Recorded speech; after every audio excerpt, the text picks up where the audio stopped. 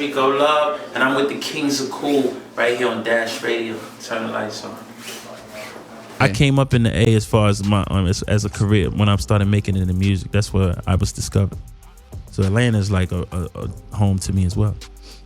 Atlanta. And strip clubs down south is totally different. People think that like the strip club game is way different. Even the records that they play in the strip club. Do you feel like you can almost slide in a record through the strip club? Because people obviously break records. They used to be broken out there. Now it's so many records now that it's not even special anymore. That's right. It's 100 trap turn up records in the strip club right now. So you might not break it necessarily. It'll just be hot in the club. That don't necessarily mean it could break on mainstream. Like back in the day, that's how you would break it in mainstream. Right. Now it's just so much fluff in general that it's difficult to break anything in the strip club or even on radio. Speaking of strip club, you got this record right here called Strip Club. Yeah. Let's get into that real quick. Yeah, wish I could turn my hotel into a strip club. Can I say something quick about that before we play it? Yeah, definitely. Listen, people listen to the song and they think it's just like, oh, strip club. The idea of the song is saying, I wish I could turn my hotel into a strip club. I'd invite everybody. It's my way of saying, I wish they could see me now.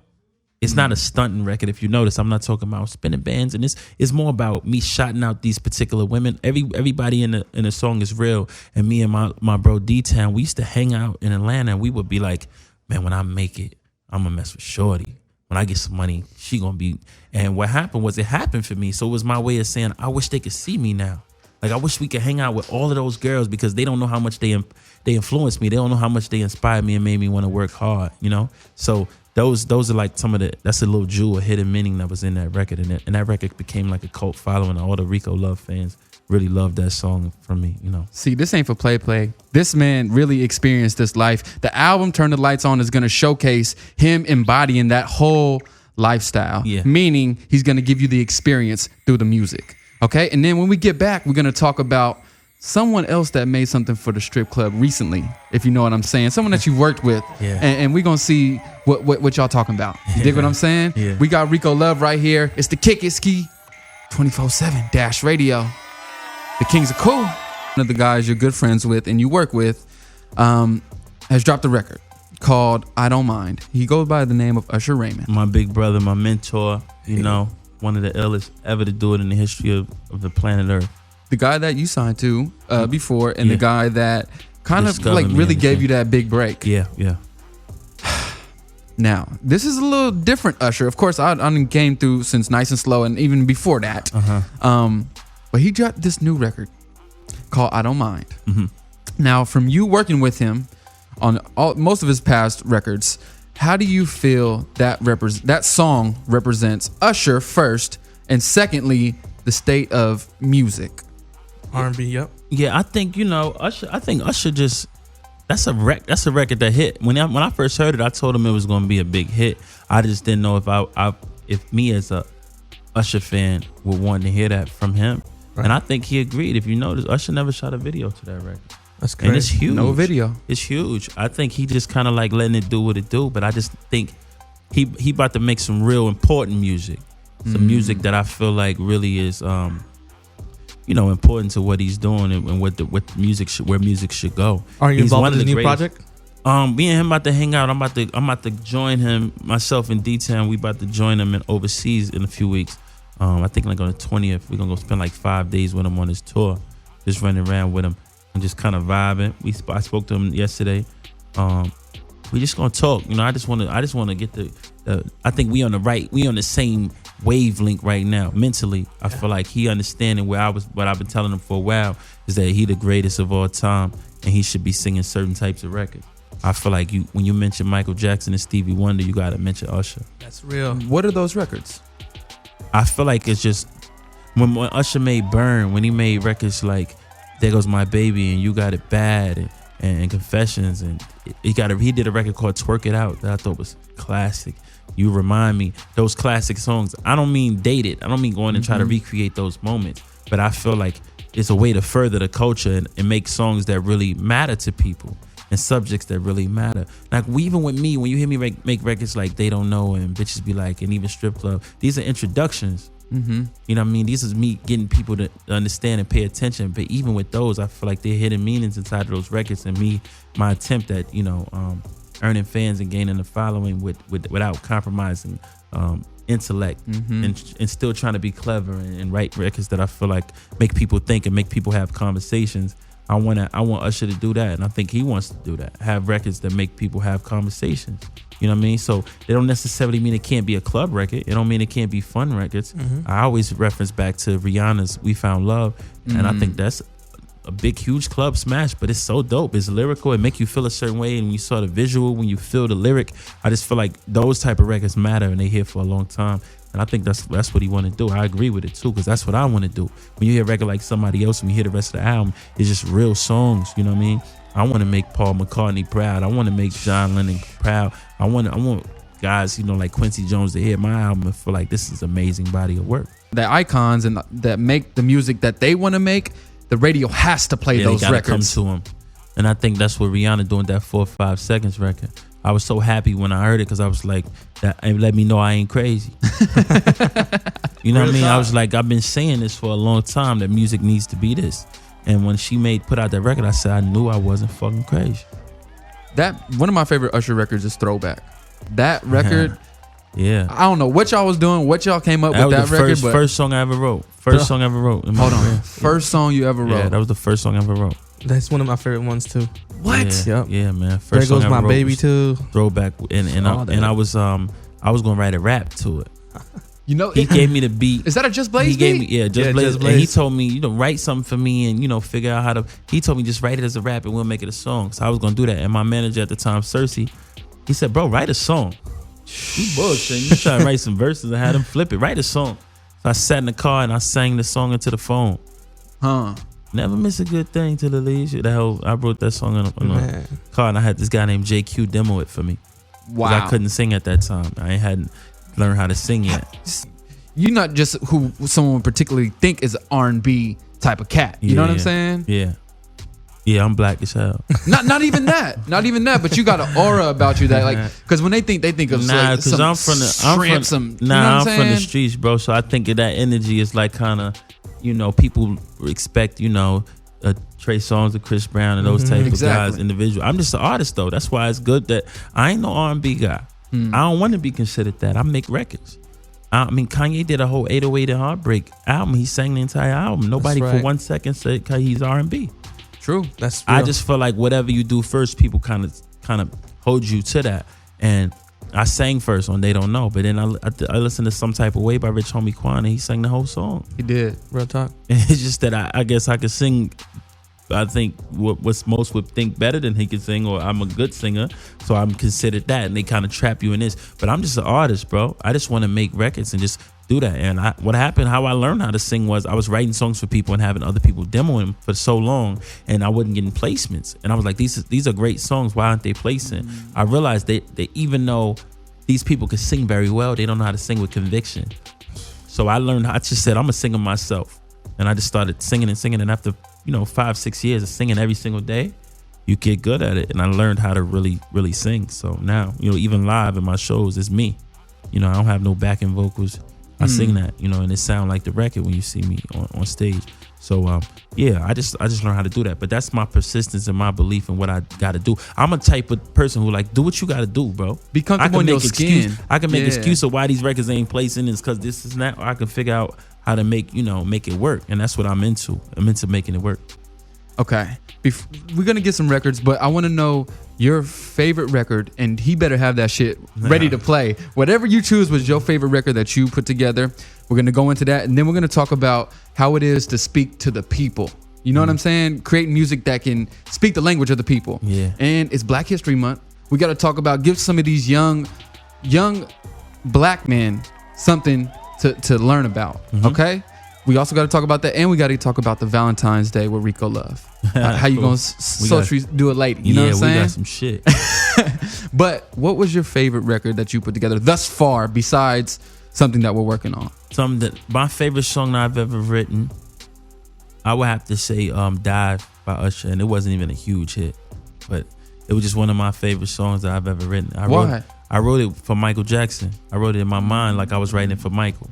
And Michael had already passed when I wrote it. But in my mind, I was like, what would Michael sing? So when I wrote that record, I was thinking about Mike. And Usher sounds so amazing on it. The video was amazing. it just didn't react at radio like I thought it was. Like I thought it should have. But it's one of my favorite songs. Dive. Yeah. Dive. You got that over there?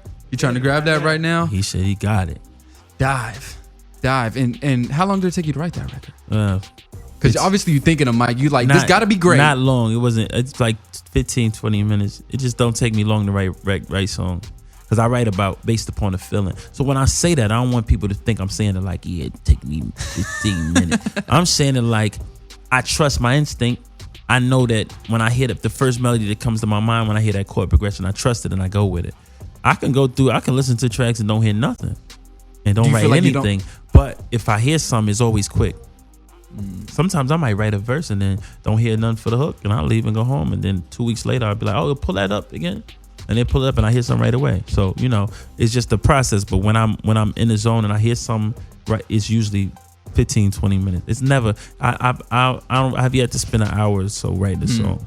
Do you prefer writing in the studio or do you prefer taking it with you? I prefer writing in the studio. I prefer being right there because I don't write anything down. I just sing whatever comes to my mind and go up in the booth and do it, So I prefer to be there in the studio in the moment. I don't even take beats home and listen to them for a long period of time. I'll be in a hotel room and I listen to the tracks and I sing the melodies on my phone or record them on my laptop. I used to think people were crazy doing that, but I feel like once you do that, you already got it in you now. Yeah, man. And you can always resort back to it, right? Yeah, go back to it. I got voice notes in my phone that I probably should go back to that I haven't even gone back to. There's probably jewels in there I probably haven't even went back and listened to yet. But, I got a bunch of that. Okay. You got that record over there? He's getting it right now. See, I put you on display.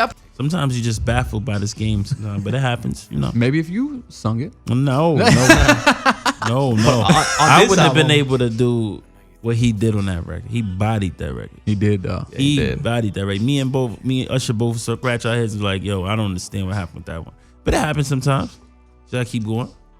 I feel like the way you lived your life, obviously it was for a reason. Yeah, everything happened for a reason. That one slipped through. Let's get into this Valentine's Day. I knew you was ready for that. Rico Love, because I really, You really does this? I got some good ideas for Valentine's. Okay. First of all, let us know. Are you obviously is there a lady in your life? Yeah, there's a lady in my life. Okay. I love very much. So, obviously you took this into you thought about this a lot for Valentine's Day. You had to if you care about this girl. Absolutely. Now, are you the romantic type? I'm not really a romantic type. I like to do nice things though. Mm-hmm. Like, I'm not like a candles and roses type of guy. I just like to have a good time and make a woman feel amazing, Mm-hmm. and in ways that are unconventional, So I took, I would do for Valentine's Day, you would go to like the Perez Art Museum in Miami, spend a day there looking at amazing pieces of art, have a good time, and then prepare an amazing party. Like a real party with friends and family, and they all come over and they bring their person, that Valentine, and then you just have an amazing meal, and then at the end you unveil like the most amazing gift, like something handmade, like a one-on-one type of thing, a situation where you like I colored and drew something together and put it in a frame and did something special. So those memorable things that money can't buy. I think that stuff is cool. You know what I mean? I think those things are those intangibles, those things that you can't put a price on. They last a lot longer. They mean a lot more. Being in a relationship with me, you're already going to have like nice clothes and shoes and cars and stuff like that. I think that's cliche. I think that's been done. But I think we get so caught up in the Celine bags and getting some Giuseppe's and getting this shoe, and it's just corny. It's like, do something special to make somebody feel like you cannot be replaced. Because another rich dude can come and take my spot and do all that buying you shit. But making somebody feel amazing and empowering a woman and make her feel like she's super dope to you, I think that's the coolest thing you could do, as opposed to Y'all just better be taking pulling notes. out your black card. Was that what happened last year? Was that what you did last year? Nah, that's not what I did last So year. what'd you do last year? Last year I was on the road, so I missed it. Oh, so you I just overdue I this just one. sent some flowers, but I treat my woman amazing at all times. So Valentine's Day is just another day. But I definitely am into that, though. I believe in it. Believe in treating women special all the time. Okay, so Plus, I gotta make up for a lot of the dirtbag shit I do. You got to keep it lit. You I'm got to just keep a it real. super nice guy most of the time. I treat my woman amazing. I'm just a fucking piece of shit. Other than that, no, I'm kidding. So what is the what do you think the top 5 worst gifts you could do if you're a guy buying something for a girl? Because the fellas is listening too. Top 5 worst gifts. What should you not buy your girl? What you not buy your girl? What you don't get a workout system or some shit. Don't get the wrong message. Don't get a gym membership. Don't do that. Don't buy her don't buy DVDs and shit like that. That's corny shit. You Super know, corny. Take her to the movies or something. Spend some time with her. Don't buy clothes. That's whack. I think when people buy clothes, it's like Valentine's Day. You're looking at our producer. You're stunned too hard. Do something simple. What else not to do? What's another thing not to do? I don't know, man. 5 is tough, bro. Yeah. That's about a good 3 that they can get a good 3. But I just know somebody who got their girl some DVDs. Yeah, that's not. It wasn't even like some cool DVDs. It wasn't special like editions. The Diving Bell and the Butterfly. It wasn't like an amazing film. It wasn't like, you gotta I don't know, some stupid shit, bro. Like, what is this? DVDs? You gotta treat them right. And he might have got it from Redbox. Had to bring the motherfuckers back. I might take your idea with the museum thing though. I think that's do fly. some cool shit, man. I love to learn and I love to experience things, and I had never been, she had never been. It was cool, That's fun. Yeah, I'm not really the romantic guy, and I don't really do Valentine's Day. Sometimes I break up with my girl around Valentine's Day doing a damn. Like, you know what, bitch? This shit is stupid. This shit is stupid anyway. Oh, so you, all right, fuck it. It's over. It's I'm over. out. I'm out. I'll see you on February 15th, you hit her up. Babe, I was just bullshitting. Explain to the people how you can shift that from like writing with someone else and writing for someone else, but to being your own artist and to being relatable to the people. I think what it is I say things that's true to me.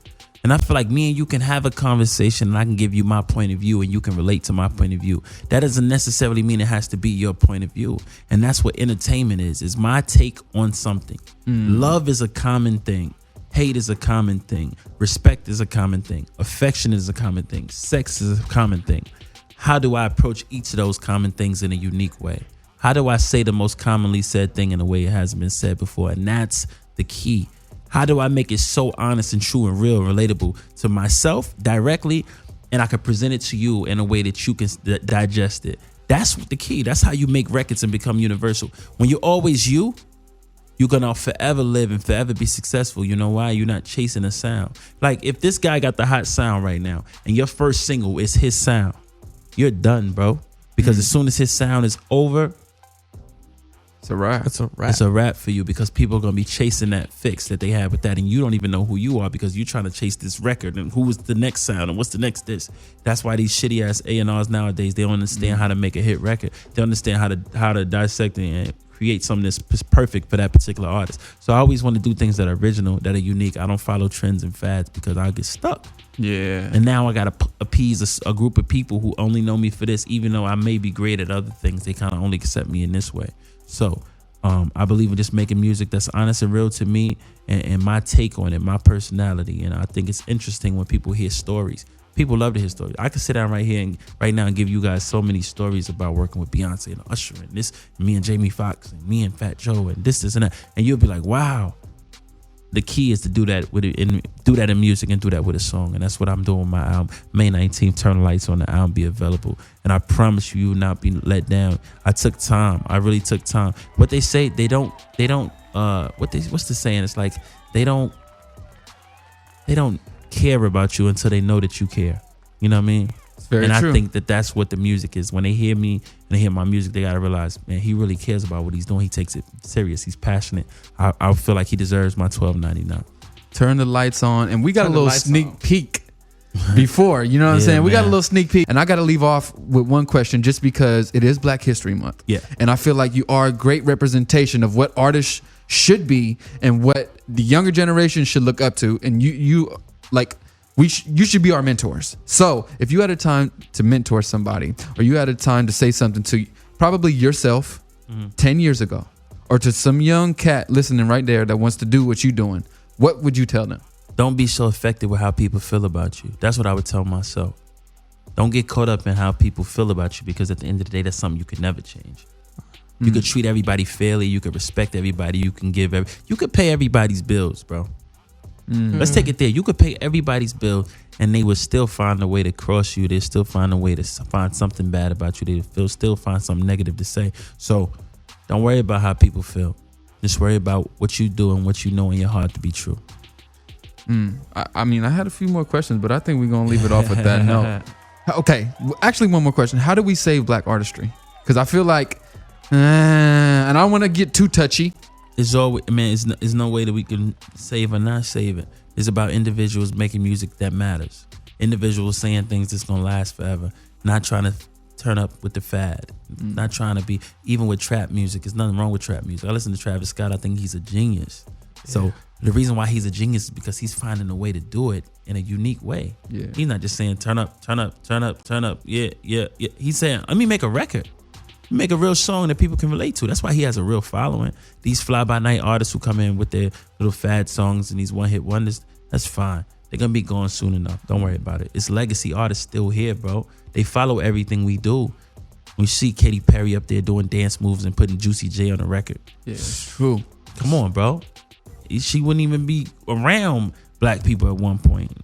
At the end of the day, we always around. We always matter. They always going to borrow from us. You see Miley Cyrus with a grill in her mouth and putting a fake ass on herself while she on stage and shit like that. You know what I mean? True. Which to me is the equivalent of wearing blackface. You know what I mean? Those type of things, they always going to borrow from us. They can never be us. We special. They special too. Everybody got something with us. But with something about us that people borrow from, and they always going to continue to borrow from people of color. You know, you heard it right here.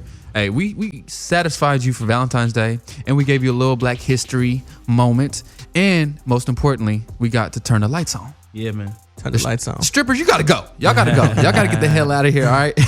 Hey, thank you for stopping by. How can everybody follow you? Follow me on Twitter at I am Rico Love. Follow me on Facebook at Rico Love Music. Follow me on Instagram at I am Rico Love, and go to my website ricolove.com. May 19th, the album's out. Put it in your phone right now. Put it on your calendar.